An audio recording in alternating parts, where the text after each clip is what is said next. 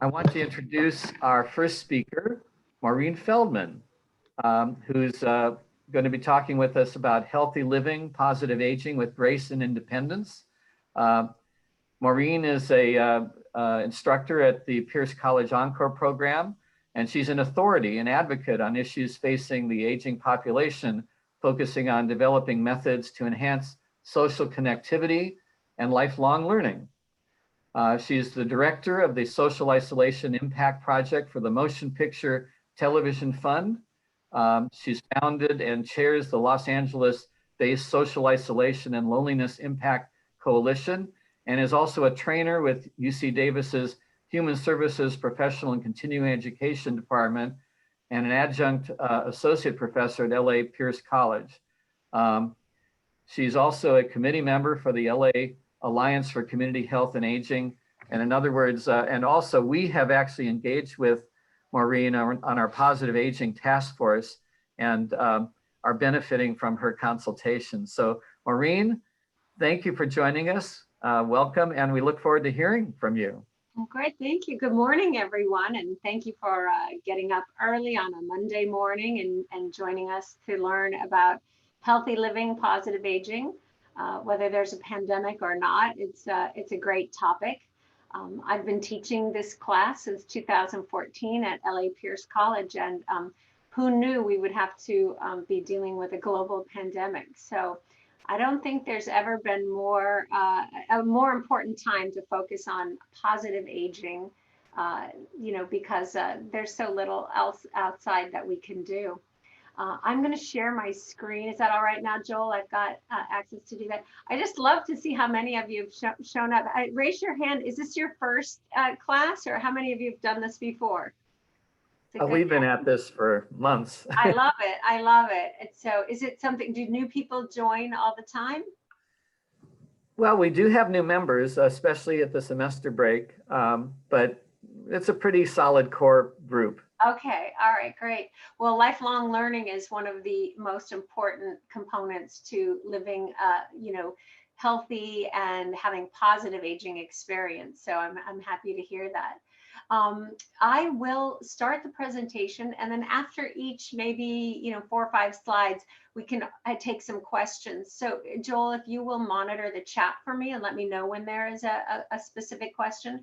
Otherwise, we will leave a good 10-12 minutes at the end of the presentation, and I can address any of the questions about any of the components of the presentation that you might have. I'm going to share the screen. All right, so you should all see some beautiful trees. Is that what we see right now? Okay, great. All right, well, let's just start, as modern technology allows us to live longer, the study of positive aging is gaining a lot of popularity. We can live quite a long time with new medicines and procedures, but that doesn't necessarily mean that we have a quality experience. So this class is really about focusing on quality, the desire to thrive independently, stay in your own home, and stay connected to the people that you love and the things that you love to do are all very important components to, having a positive aging experience. So one of the things that matters is the US population of people over the age of 65 is growing and growing and growing. I mean, here we are right now. Oh, wait, no, there we go, right here. And you can see what's just going to happen over the next 30 years. And here is just the California population. We are right here. And so just in the next, 10, 12 years, it's growing. And this is the age of people living over the age of 90. So never before in history have there been so many people living over the age of 84, ever. Many of those people are having beautiful, independent, living experiences, while others are not. So, our job is to figure out as many ways, activities, beliefs that we can apply to our own life so that we can have a quality life, not just a long life. I think that's pretty much what we want to have is quality. So with the California population, expecting to double, there are going to be fewer people available to help us. The geriatricians and social services, they're all going to be taxed with people who really need their help the most. So becoming as self-reliant and independent as possible is going to be pretty important. So, these are pretty much the desires and expectations. We'd like to stay mobile and healthy. That means injury-free, illness-free.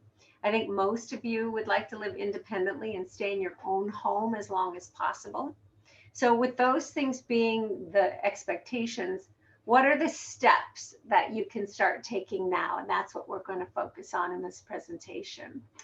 So I will cover the basics, obviously good nutrition, physical fitness, but we'll also cover attitude, just stress levels, sleep, and some of the things that maybe if you haven't already, you can start adding into your life. So I think the fact that you're showing up to a class that's about healthy living, most of you probably have some kind of physical fitness commitment to yourself. But I just want to remind you that staying physically active, whatever that means for you, really does, research has shown it does reduce the risk of disease. It also helps manage conditions that you might already have, whether that's high blood pressure or prediabetes. By exercising, you can keep those in check a lot longer. It helps your mental function just as well. But what I want to really highlight here is this has been pretty recent. The major finding is regardless of the exercise level. So whether you're exercising 5 times a week or 3 times a week or very hard and you get sweaty, or it's just a nice, easy one, no matter what that level is, older adults who maintain an exercise regime, especially under times like this, anxiety and stress of COVID and this pandemic, have lower stress levels and lower negative feelings of loneliness and depression.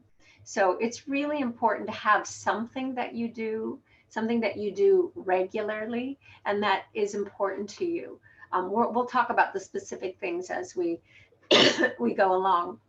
So if you couple those exercise regimes with some of the other things we're going to be talking about, it will decrease chronic disease instances. So we'll be covering weight-bearing exercises, why those are important, balance, because falls put many people into the hospital in rehab every single year, cardiovascular, and then we'll just cover what some of these are and how to access them. But physical activity can actually reverse the many age-related issues starting after age 40. Reduce blood pressure, it can reduce heart rate, can actually increase your lung capacity and strengthen the immune system. So we're talking about COVID. Why are so many people more susceptible to it? So, they're finding that a lot of the people that were taken early on had diabetes, had other conditions that made their lungs weaker and other parts of their body weaker. And then, of course, physical activity has always been connected to keeping depression at bay, and helps oxygenate not just all of our cells, but it keeps our brain functioning much better too. So that would be my first and number one recommendation, is make exercise a priority, not just so that you can lose weight or look better, but really as a stress reduction and to keep loneliness and depression at bay.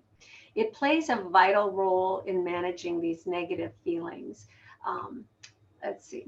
So here, weight-bearing exercises. A lot of people think if they walk, that's simply enough, but really keeping your bones strong. And the way to keep your bones strong is by using some kind of weight resistance, which we've got resistant bands right here, or lifting weights. They do not have to be big weights. And if you don't own weights, you could even get, Campbell's soup cans or jugs of water, and you can fill them up. You can get a couple of the small ones and then work your way up as you get stronger.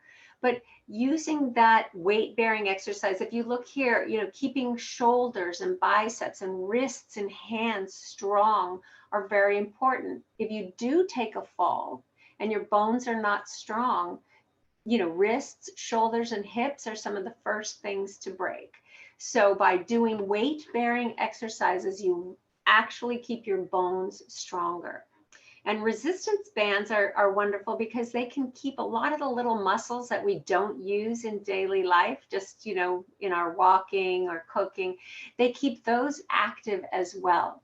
You can buy these bands off of, you know, any, whether Target, Walmart, you know, Amazon, everywhere sells these bands, and they come with little booklets, and some even come with DVDs.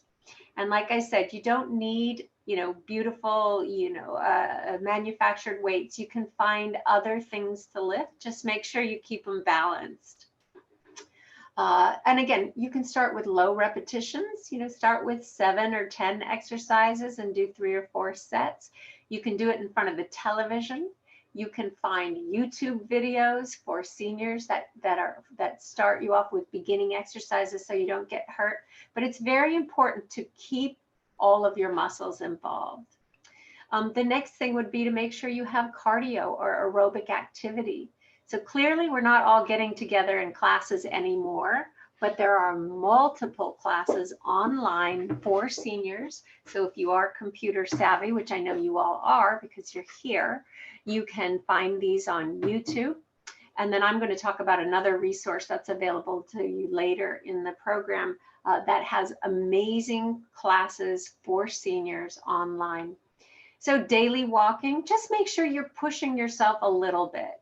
So if you normally go around your block once or twice, measure that out and then try to go a little bit farther or try to go a little bit faster. See if you can't get your heart rate up just a little bit so that you feel a little sweaty and you feel you've pushed your heart. By doing so, you're strengthening your heart and your lungs, which we want to keep very, very strong during this, you know, while aging. And then, of course, stretching for flexibility. You do not have to overstretch. You don't have to do yoga and become some yogi, but you do want to keep yourself flexible. Again, if you're reaching for something in your cupboard or you've got to get something in the garage, you don't want to pull a muscle simply doing daily activities. So everyday stretching will help with your flexibility, and it also helps with balance.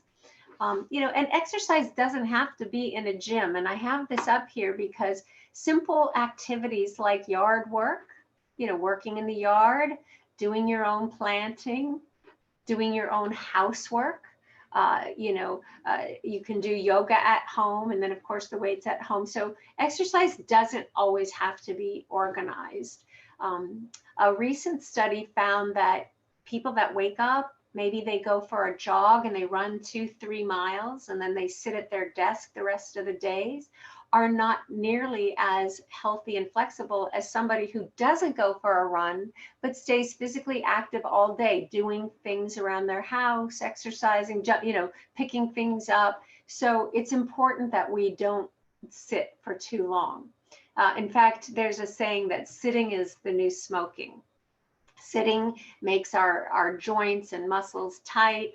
It adds to things like sciatica and other hip and leg pain. So if you find yourself, if you happen to have a smartphone and it has an alarm, you might want to set an alarm for every hour to make sure you get up and walk around, do a few stretches so that you'll alleviate any tension or tightness in your back, because that also, it makes it so we stop exercising.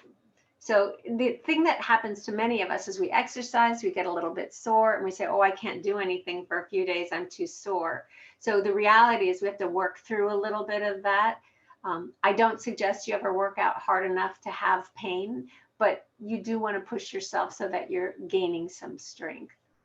You know, the next thing is obviously good nutrition. You've been told over and over again to eat your vegetables, but we really want to know why. You know, if I could tell you to do anything in your nutritional program, I would say reduce sugar. Sugar causes inflammation. Inflammation often causes joint pain. Joint pain makes us decrease the amount of exercise we're doing. When we decrease the amount of exercise we're doing, we generally feel like we need a little bit of sugar as a pick-me-up to give us the energy. So it's kind of a vicious circle. So limit your sugar as much as possible. Save it for the special occasions. And also you might want to learn where there's hidden sugar. Things like ketchup and salad dressings and barbecue sauces and, you know, Chinese food. You know, sugar's hidden in many, many foods that we eat today or consume today. So go ahead and start reading the labels. You know, limit processed foods. Processed foods also can often, they're full of salt. They can cause, you know, inflammation as well. It causes us to retain water, and it reduces our mobility. So again, limit processed foods. That would be processed meats, luncheon meats, snack foods. If you do anything healthy, pure foods, and then of course get enough protein. Older adults sometimes feel like, oh, I don't need as much meat as I used to, or I don't need as much animal products, which is fine, but you have to make sure you're getting protein, because to keep those bones strong, to keep vitamin B coming into your body. So again, a healthy, balanced diet is important. Nuts are a great way to get, you know, the amino acids we need, but also to get the healthy fats. So again, reducing sugar is probably the first thing I would suggest, and then reducing processed foods and increasing a little bit of your protein. So let's see. So just a little overview of sugar. It's been linked, you know, obviously to inflammation, but it's also being linked to cancers, diabetes, and even arthritis. Since the 1980s, I don't know if you remember, they started saying up your carbohydrate and decrease fat. Everything fat is bad, fat is bad. Well, in order to make food taste at least decent, if they're taking all the fat out, they have to put something in. So slowly, since the 1980s, they've been adding sugar to almost everything, from canned tomato sauce, pasta sauce, you know, kids' foods, because they, you know, they obviously want to sell their brand, and the tastier it's going to be, you know, the more sugar they're going to add. So this was, I think, as of last year, the United States Department of Agriculture said the average American consumes 150 to 170 pounds of sugar every year. So yes, that's a lot of sugar. In fact, I want to show you something. I should have had this right out, but I have it. Oh, I should have. I put it somewhere. It's a big sugar thing. Just a simple soda. A soda has almost this size, like a more than this container of just sugar. So imagine taking 16 packs of sugar and pouring it into a cup of water and drinking it. That's equivalent to what a soda is, just a simple soda. So if you drink sodas, this is not to shame you, but you might want to start cutting back, or drinking bubbly water with maybe a little bit of juice in, so you get the carbonation, but you don't have all that sugar. So the next thing you can do is add more antioxidants to your diet.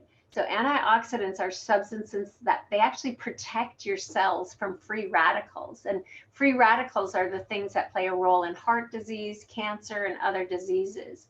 So free radicals are molecules that are produced when your body breaks down food, or when you're exposed to things like tobacco and radiation. So it's pretty simple. These are foods that are rich in antioxidants. And chia seeds, you can buy them at any store. You can grind them up and put them in soups, salads. I put them in smoothies and on berries. Any kind of wild fish. Turmeric is a spice. You can add it to food, or you can actually buy them in little capsules. So this is a turmeric. It's a really bright orange. I don't know if you can see it. It's a little bright orange capsule, and it's nothing more than a spice, and it is known to reduce inflammation. Garlic, broccoli, any fermented foods like cabbage, also very good for the guts. Kombucha, pineapple. We've been told dark leafy greens for years, spinach, But now there's lots of fun ways to make spinach. You don't have to just eat it the way Popeye did out of a can. Olive oil, grapes, flaxseed, and then some of these great fruits, papaya, blueberries. Green tea, by the way, is very high in antioxidants. Sweet potatoes, cinnamon. So I'm going to give you a minute. If you have a phone, just take a picture of this list. So just take a picture of the list so that you yourself, and move the pictures of all of us aside. And then when you are, ordering your food, see if you can't add a couple of these onto it and slowly add them into your diet. When I learned this, I started eating walnuts, raw, salted almonds every day. I just eat maybe 10, 12 of them every morning. I've included avocados. I'll make avocado toast, or I'll throw them in a salad. I started adding sweet potatoes to the diet, as a starch. So you don't have to run out and do this immediately, but if you can add some of these to your diet, slowly you'll build up your antioxidants. Okay, hopefully everybody's gotten the picture there. So the next thing I'm going to say, sleep, and I'm sure most of you already, try your best to get as much sleep as possible, but remember, sleep's very important for the brain and brain health. Some new studies have shown that at night, that's when our brain detoxes. That's when our brain gets rid of a lot of the toxins that have built up. So if you happen to be someone who stays up late at night and has a hard time sleeping, here's a couple things you might want to try. Turn off your screens, your iPads, your televisions, your computers at least an hour before you try to go to sleep. Pick up a good old-fashioned book. We all know that after reading a few pages, our eyes get tired and we drift off. It's not the same with an iPad, sadly, just because the brightness of the screens really kind of keep us engaged. So, find ways to make your room more comfortable. If that's darkening shades or sound reducing, things you can put in your window. If you have blue lights flashing from your VCR or your DVD players or your television, put something over them. But do everything you can to set yourself up for a long and nice uninterrupted sleep. If you get up a lot in the night to have to go to the bathroom, drink less water. Stop drinking the water in the earlier part of the night and drink more first thing in the morning. But set yourself up, because at night when you are sleeping, your brain is doing some very important work. And when that's disrupted, it's not able to complete some of those processes. And that's why we have irritability and anxiety and a lot of other things. Anyway, it's very, very crucial to get rid of the waste products that are built up.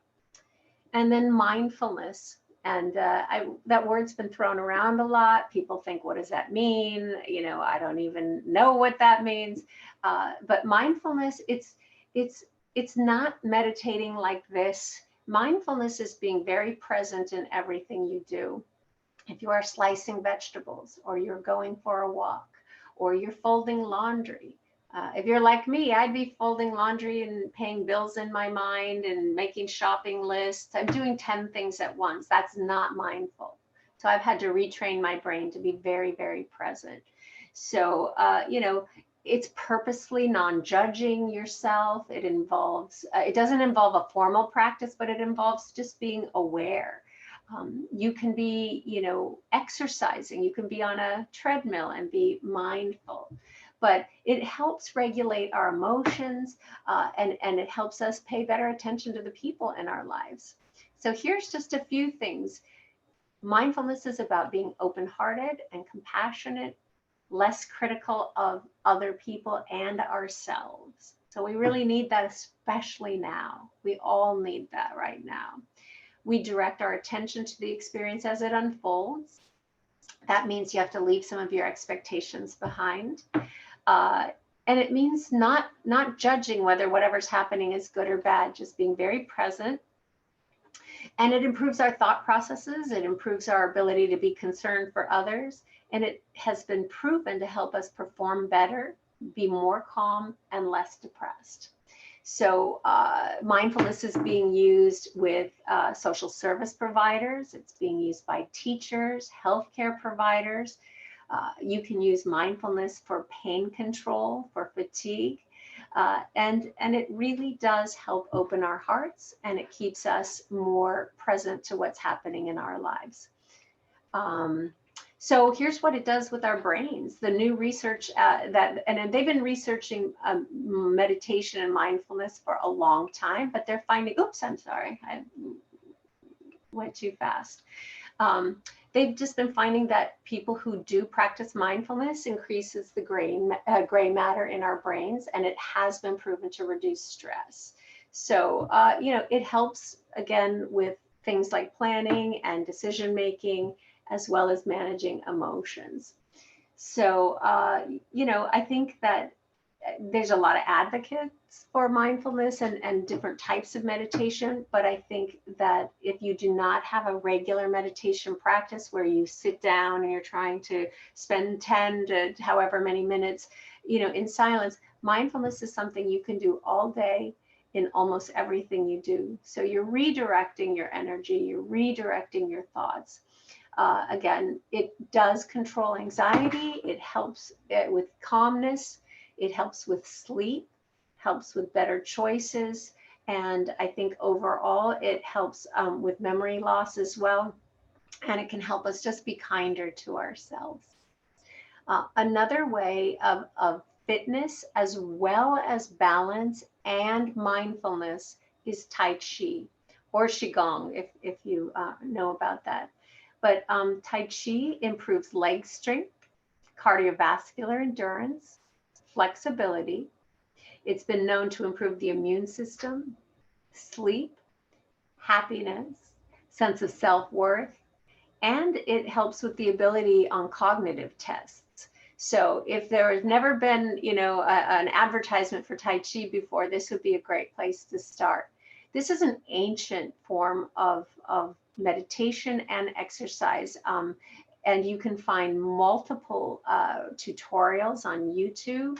You can buy videos, and it's a very simple, if I had a much longer time, I show videos in my classes of this.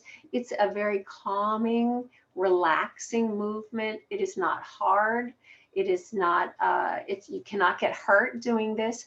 And if you do these movements over and over, you're both exercising and practicing a form of meditation. So I highly encourage you, if you're interested at all in improving your mind and peace of mind, Tai Chi is an excellent activity to learn how to do. And there are online communities where you can actually do it as a group as well. So let's take a minute. Are there any questions yet, Joel? Well, I have one on Tai Chi. Okay. When I looked into it, I haven't signed up yet, but I saw that there were like different kinds of Tai Chi, and it was confusing to me what was really being offered. So again, I mean, Tai Chi is the name for the movement that there are, it's a very specific movement. So generally you should not see it done any other way, but there can be younger groups that are doing it faster, or, so I would Google, or if you were looking it up, Tai Chi for an older adult or Tai Chi for beginner. Because what you don't want to do is find yourself in a group where they're using Tai Chi as a faster activity, and it's going beyond your comfort level. So that would be, did you do this online? Was it through? Yeah, I was looking online. Okay. I do have one that I use in my class. I'll have to find the name of it, but I found it really years ago looking at Tai Chi for older adults for beginners. And I found a beautiful man who was teaching, and he went at just the right speed, and he taught everything, every step of the way. And you have to have patience. It moves very slow. So if you're like me and I like moving very fast, I want to hear the answer now. It was challenging, but again, that was my lesson, is I needed to be patient and practice so that I could learn it the proper way and not just look, I'm doing it. So if anybody else has a comment or question, you can unmute yourself, raise your hand.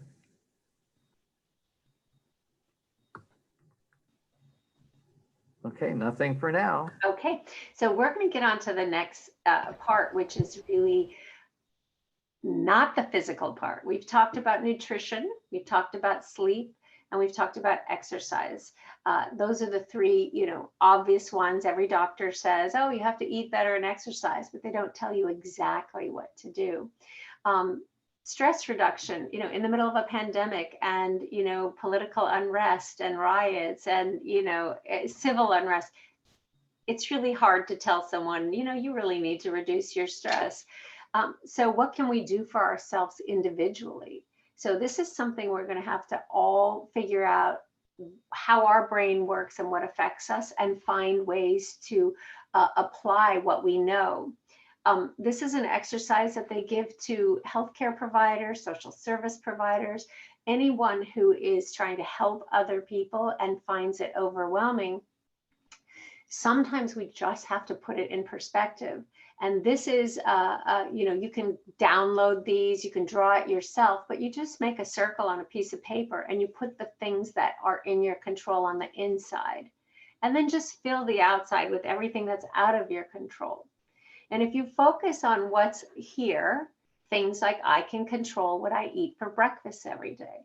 I can control whether I go for a walk. I can control how I react to the news. So you can't control the news, but you can control how you react to the news. And you start building up your strength within this circle. You will be better prepared to manage or deal with what's outside of your circle. So again, we cannot control how others behave, but we can control how we react to how others behave. And by building up your resilience, because resilience, again, you're not born with resilience. Resilience is often a decision, and it's something you build by a life lived and finding out what works for you and what doesn't. But resilience is just the ability to manage those things. And the first step comes with really recognizing what is in your control. So I suggest people do this at least a couple times a year as a reminder, of what you can control. So, for example, even someone who's the parent of teenagers, you can't, a teenager, there's going to be influences, outside influences. They're going to learn about cigarette smoking. They're going to learn about, cutting school or drugs or whatever. You can't control, what comes in, but you can control what you teach them and how to behave. And you can, control how you respond to that, or what kind of interactions you will have or information you share with them. So again, right now, we cannot control what's happening in the world politically or, health-wise with the pandemic, but you can choose to stay home. You can choose to order your food from online. You can not get together with people that could put you at risk. You can exercise and eat well to keep your immune system strong and your mind. You can practice meditation or mindfulness or Tai Chi to keep your mind strong. These are the ways people survive difficult times. So I highly suggest that. And then I suggest getting your breathing under control for people who do tend to have anxiety or panic. So box breathing is one of the most well-known and effective ways to help people gain, just some calm. And if they're feeling that they might, be on the verge of an anxiety attack, or a situation comes up and you can't deal with it. So I have this, it's the simplest thing you ever could believe. You hold your breath for a certain cadence, you exhale, you hold your breath again, and you inhale. And you do this as many times as possible during stressful events, or when you feel a panic attack come on, or you feel overwhelmed by what's happening, whether you're receiving a medical diagnosis, or you're watching the news, or you just heard that a loved one is suffering. If you can keep your breathing in control, you can remain calm enough to take the actions you need to take. If your breathing is out of control, then you're no longer at your optimum or your best. So, by the way, box breathing is an excellent sleep aid. If you're finding that you're having a hard time falling asleep, instead of counting sheep, try the box breathing method. It's so boring that you will find yourself drifting off. You're like, I'm tired of holding and counting. I'm just going to go to sleep. So this is also, it's very good, as a bedtime routine. It also improves your mental focus. So it allows you to keep your brain open and you're able to take the information in that you need. So again, take full breaths. You can use this to meditate. You can use this to just, if you're in pain, this is a great way as well. By the way, Navy SEALs, police officers, firefighters, frontline nurses, these techniques are all taught to people who are in high intensity situations. So this has been around for a long time, and it's backed up by research, and that's why I shared it with you. So we're going to move on to another thing. Keeping our brain active and lifelong learning is a very important component. I feel like I'm preaching to the choir because you wouldn't be here if you didn't think lifelong learning was important. But knowing how to access some of these, resources that are available to you are important. So learning about something new. Some people have been told doing crossword puzzles are good for the brain. I'm not going to say it's bad for the brain, but it's not really learning something new. It's doing an exercise you probably already know how to do. Learning something new completely, whether that's a language or a musical instrument or about a new culture, reading books on things you know nothing about, taking in new information, that's more challenging to the brain than doing word search and crossword puzzles where you're just figuring out a word. New technologies are like a new language. So I wanted to share a resource with you. Los Angeles Pierce College has been offering older adult education programs for quite some time. They have classes in everything from art, finance, topics, political discussions, current events. And I teach a class there called Stay Connected, Communicating in the 21st Century. And it's on technology, on things. These students learn how to use their phones. They learn how to access medical information, how to use rideshare programs like Uber and Lyft, how to text their grandchildren and video chat with loved ones far and near. And the reason why I say this is this class was in the middle. We had only had 5 weeks into the class before COVID hit. I've been teaching this class since 2014, by the way, and you can see both age and ethnicity, gender, it's all very diverse. We've got people who are in their 90s and 80s who come to this class because they want to stay in their homes and live more independently longer. So this is what happened. We had to go 100% online. So did we lose some people? We absolutely did. Some people just didn't have enough information on how to figure out how to get online. But those that did ended up being able to order their own groceries, access medical records, participate in telehealth programs, use rideshare programs like Uber and Lyft.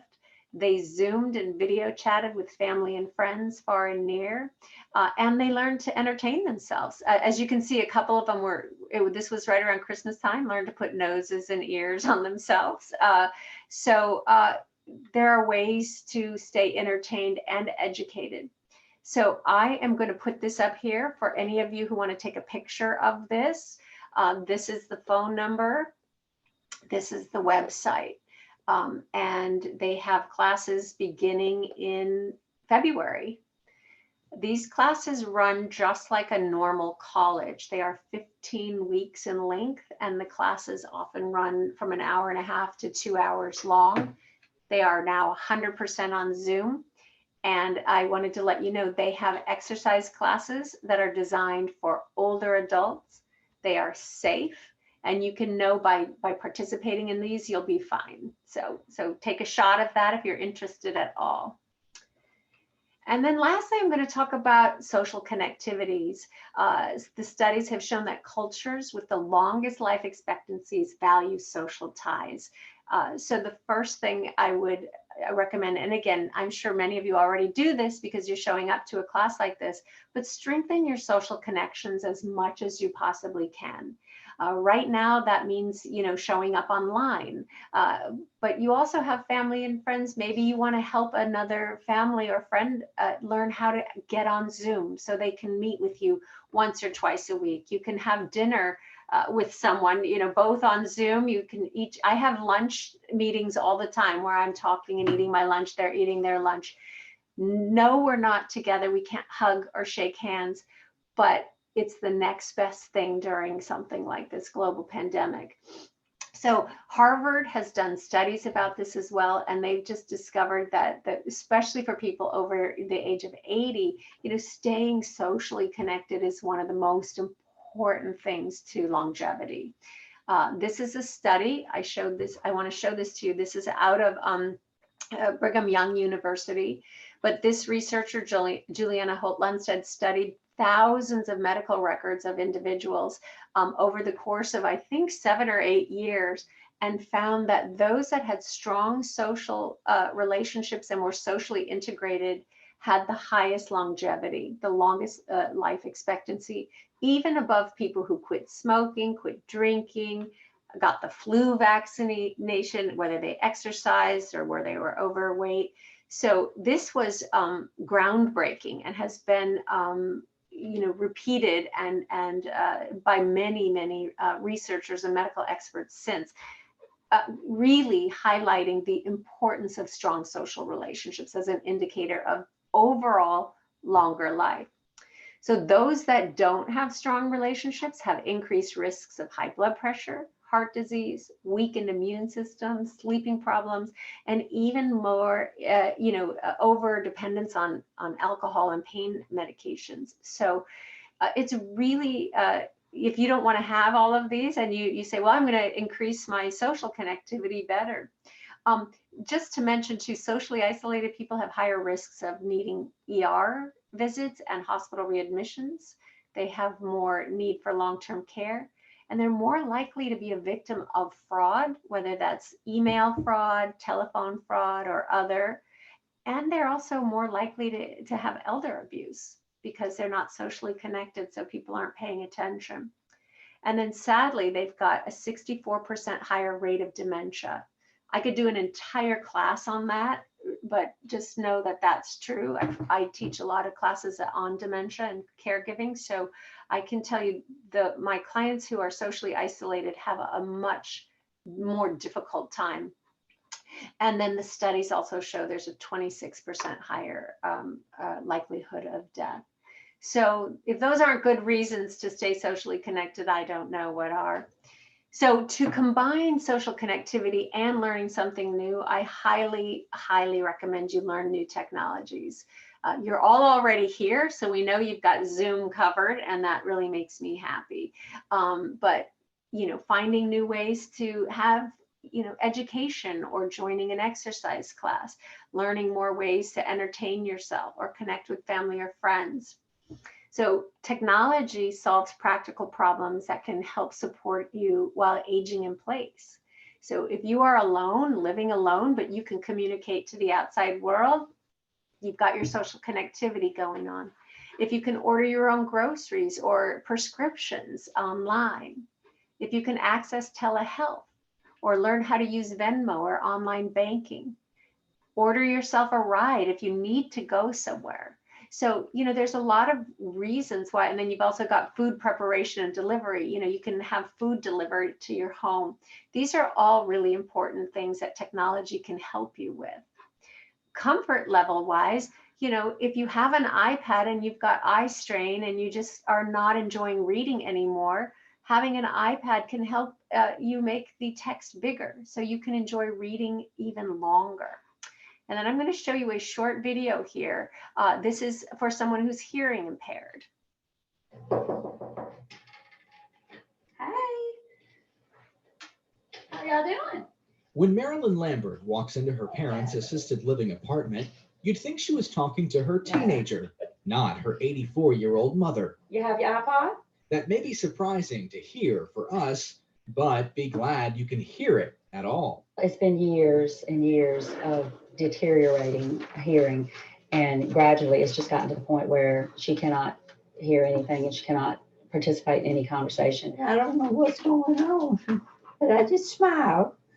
As you can imagine, it is really tough for Jane's husband. After all, they've been married 52 years. We can send a man to the moon and he can walk on the moon, but yet we can't restore somebody's hearing. So Jane's family decided to take a modern approach. A small laptop linked wirelessly to an iPod Touch. The two devices then connected through a simple chat program. It has definitely improved What are you communication. telling him?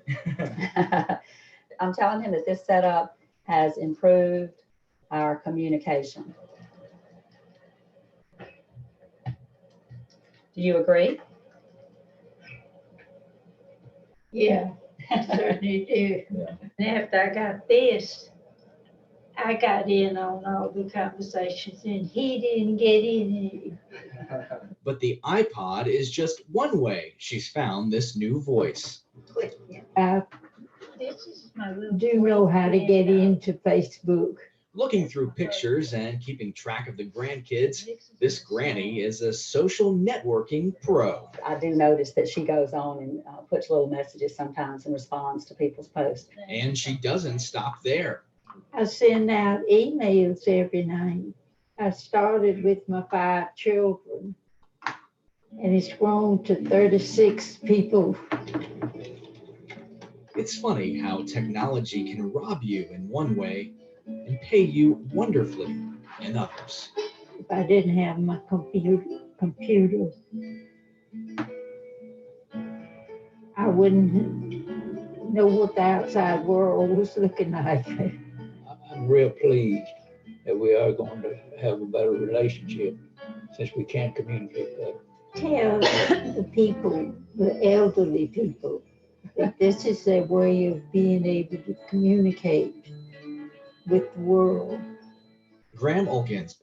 Okay, so iPhones and smartphones, there are now apps that actually help you to measure your blood sugar. They can help you measure your activity. Some you can download apps that help measure your blood pressure. Here's an app. My class voted it as one of their favorite apps. It's an app that tells you where the closest clean bathroom is. So if you have to go out somewhere and you know you might want to use a bathroom, you can just put it into your app and it'll tell you where the cleanest one and safest one is. Here's another one. It's Vivino for wine lovers. You simply take a picture of the wine bottle and it will tell you where it's on sale, what it's rated, how much it costs. So technology can be important to our health and safety and well-being, and it can also be for fun and entertainment. The important part is that you learn it and that you're open-minded. So, I know we are running short on time and I'm at the end, but a positive attitude is also the next thing to do. When we spend a lot of time thinking on ourselves, everything grows. So one of the first things you can do is find ways to shift the energy, helping other people, and it makes us more productive and happier. There's a book out called How Happiness: Scientific Approach to Getting the Life You Want, and it's all about refocusing and finding a sense of purpose. And I know you're going to get a great talk about volunteering, but I wanted to give you a couple of statistics. People who volunteer, 2/3 of the people that volunteer felt a decrease in social isolation and feelings of loneliness, but 70% reported decrease in depressive symptoms after volunteering for 1 year. So if you are dealing with depression or just low energy and self-esteem, lots of grief or panic or anxiety, this is a great way to help your community and help yourself.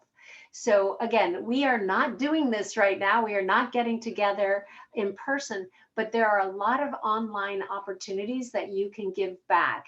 And one of the things you can do, and I'll be talking to Joel about this later, is I train organizations how to set up telephone social support programs for older adults who don't have access to technology or who don't know how to access technology. So we'll talk about that. Maybe I'll come back and talk about that in the future. But you can spend an hour a day calling other people who don't have Zoom and who don't know how to access, YouTube for entertainment. And maybe you become the brightest, point in their day. But just because we're in a global pandemic doesn't mean there's not ways to volunteer. And I know you're going to learn about that in the upcoming conversation. So I'm going to end with the fact that, the latest studies have shown that gratitude, the practice of gratitude, has been one of the most powerful ways that people can increase their own health, reduce their own stress, feel more peace of mind. And there's multiple ways you can do it. You can start a gratitude journal. You can write lists of things. But I do want to tell you that the most recent study has shown that instead of writing a whole bunch of things you're grateful for, find one thing every day and really fill it out. Write everything about that person or that gift or comfort that you have that you're grateful for, and do this every day. And the research shows if you do this every day for 21 days, you will shift your mind. You will change the way your mind views your life. And then you can take a picture of this if you want to. This is another way you can build this. You can put a circle on a piece of paper, but you can create a log. You can fill in one thing every day or 2 or 3 things every day. Or if you're in a complete panic, you can fill the whole thing out. But you can find all kinds of gratitude support, handouts online. The important thing is that you take the time to take stock, give back, and remember what you're grateful for. By the way, gratitude, they've shown it reduces stress and anxiety, it boosts mood, it also improves sleep, it strengthens the immune system, and it's one of the best ways that we can feel that we're in control. So this is Maggie Kuhn. I don't know if you know, Maggie Kuhn is the one who started the Gray Panthers. She started a big activist community when she was forced to retire at the age of 65, just because it was mandated at that time. So she's been one of the biggest advocates against ageism. And, lastly, I suggest that you do everything you can to focus on what you can control. Aging isn't in our control. How we handle it is. Grace, independence comes from resilience and again, finding a way to take care of yourself in whatever that is for you. So I thank you for giving me this opportunity to talk to you about positive energy. I just put in an entire 15-week class in 40 minutes or 50 minutes. Every single thing we talked about could be, expanded on and talked at greater length. But for the sake of introducing it all to you, if I would leave you with a few things, I would say reduce your sugar, increase your sleep, add antioxidants, be mindful, and start a gratitude journal. If you did those 5 things, you'd be well on your way to, I think, managing this pandemic, but also maybe coming out of it stronger and more resilient. So we have a few it's time for questions, and I'll be happy to answer them. Yeah, I have so I'm my gonna hand call up, on Joe. folks. Mark Snyder, can you got a quick question? Yeah. I have a question too, Joe. I'll get to everybody. Okay. Okay. Thank you very much for the presentation. It was good information. Do you have any mindfulness or meditation websites we could go to get that kind of help? There are so many now. I mean, there are so many. There are on YouTube, you could simply Google mindful meditations for beginners, and they have music. They have the ones that talk you through it, or they have ones that are simply beautiful music. So I would normally say I had one, but there are just so many now available to you. I would say go and play with it and see which ones feel good to you. I tend to like ones that don't talk too much because I want my own brain to stop.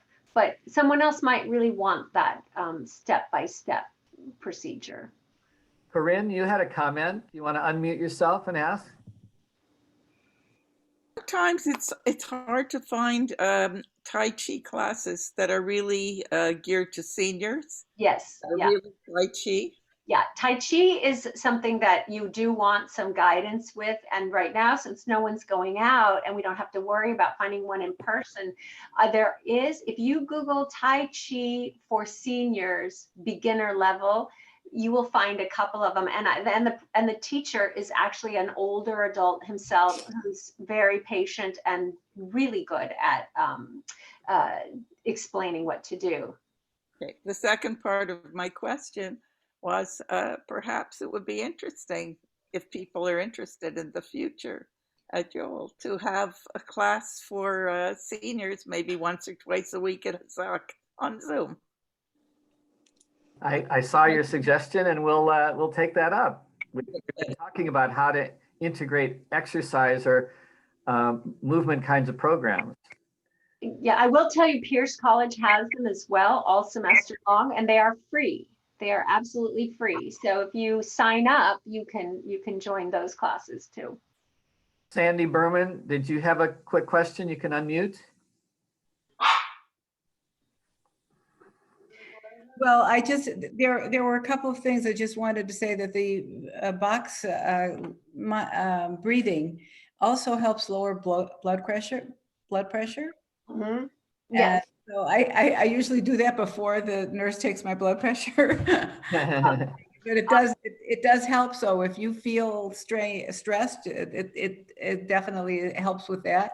I also wonder if you so you have to give up Diet Coke, which I understand is not good for you either, and the Splendid Pastrami. Things which I use along with the pastrami. Is that true? Yeah, so she asked, you have to give up Diet Coke with pastrami. You don't have to give up anything, but I can't think of two worse things to eat than Diet Coke and pastrami. So, I'm not an advocate of, oh, stop everything, but maybe you want to have a slice of pastrami once in a while instead of a pastrami sandwich. And really something that I did years ago is I got one of those Soda Streams, or just buy plain mineral water, add a squeeze of lime, add a little, squeeze of tangerine juice or something like that. It's refreshing. You get the same feeling of drinking a soda, but with none of the artificial sweeteners and none of the sugar. And if you could train yourself that way, if you do enjoy Diet Coke and soda, because artificial sweeteners, again, I could do a whole class on how that affects your brain. It's not good. So Marilyn had a question. What do you suggest for seniors who have not been able to do their charitable work because of the COVID lockdowns? Where or how can seniors continue to support or get involved in those kinds of activities? So that's great too. There are some organizations, there are a lot of kids right now struggling with their online studies, and the fact that how to get on Zoom. The first thing I would do would find out if your local school has a tutor program where you could help young kids, whether it's with their reading or other, easy basic learning. So many parents are trying to work full time and struggle helping with their kids' education. So that would be one thing that I would research, first, is local schools. The second would be I know that you're online here. I think VBS has got some volunteer activities that can be done online. And then the third would be a phone program like what I run, being able to call isolated seniors, people that are living in nursing homes, people that live alone and don't have this community that you have. A 10-15-minute phone conversation a couple times a week could really brighten their day and help them feel not alone. So those are. And with our next speaker, actually, Joel, can I ask a question? Hold on. Let me finish my statement. Our next speaker, we're going to be hearing more about volunteerism and volunteer activities, and perhaps we can talk more about what we could do during a COVID situation. And so for the last comment or question, Louise. Yes, number one is Joel and I attended one of your classes before the pandemic, and you talked about the fact that you have these people who call regularly. We have just formed a 10-person committee who have taken on the chore to call 20 people every 10 days. And the temple has given us the list of people who have that need. And we have just started that. And so I want to thank you for telling us about it at your class. And the second thing is, Joel, we did try Tai Chi early on in Hazak.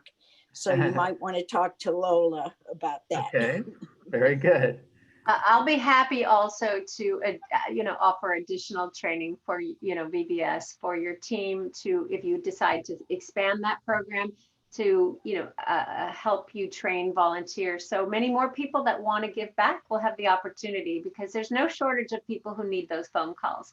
And even if it's a 5-minute phone call, or you're on the phone for an hour, it doesn't matter how many phone calls, it's the quality of that connection.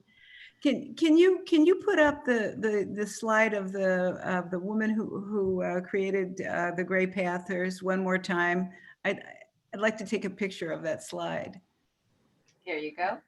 And while Maureen is doing that, I want to, we're out of time, and I know Maureen has to get somewhere else, but I want to thank you, Maureen, for joining us today. Excellent talk.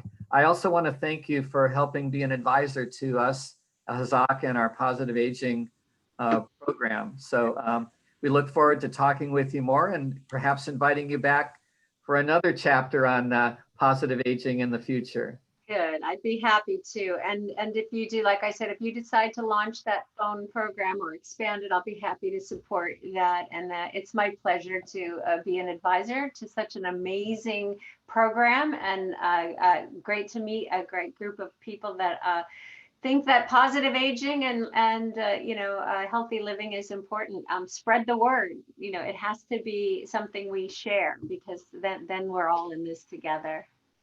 Thank you very, very much. You're welcome. I see